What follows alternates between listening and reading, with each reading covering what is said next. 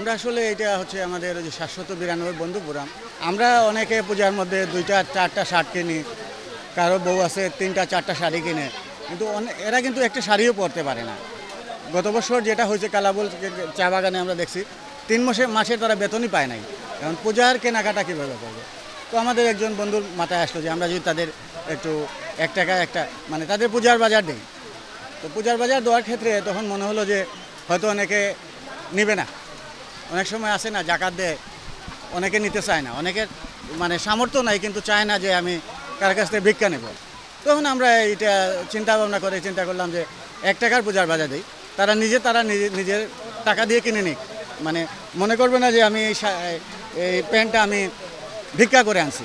এখানে মানে দান অথবা সেরকম কিছু না, এখানে সবাই সম্মানের সাথে এখানে দ্রব্য দেয়া হচ্ছে এবং যারা এটা আয়োজন করেছেন 792 তারাও মহৎ প্রাণের দৃষ্টান্ত স্থাপন করেছে। সেই ক্ষেত্রে আমি মনে করি আমাদের কোথাও কোনো দারিদ্রতা থাকবে না এবং কেউ অভাবে অথবা এরকম বড় উৎসবে কেউ অখুশি থাকবে না। 1 টাকায় মনে করেন একটা শাড়ি পাওয়া যাচ্ছে আর একজনের একটা করে দিতেছে, এগুলো দেখে খুব আনন্দ লাগছে।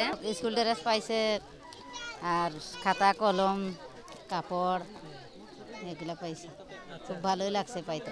সমাজের পিছিয়ে পড়া জনগোষ্ঠী এরা ওদের জন্য আনন্দটা মানে আমরা কিছুটা হলেও বর্ণিল করতে পারি। পাশাপাশি যেটা হলো আমাদের দেখে যদি সমাজের আরও বিত্তবান বা বিভিন্ন সামাজিক সংগঠন আছে ওরা যদি এগিয়ে আসে তাহলে সমাজের প্রত্যেকটা আনন্দ, ঈদ বলেন পুজো বলেন, সবার জন্য বর্ণিল হয়ে উঠবে। আমাদের এই প্রত্যাশা থেকেই আমাদের এই উদ্যোগ গ্রহণ করা। শিয়া বাটার ও ভিটামিনে সমৃদ্ধ লিলি বিউটি সোপ, তারুণ্যময় উজ্জ্বল ত্বকের জন্য। রিমার্ক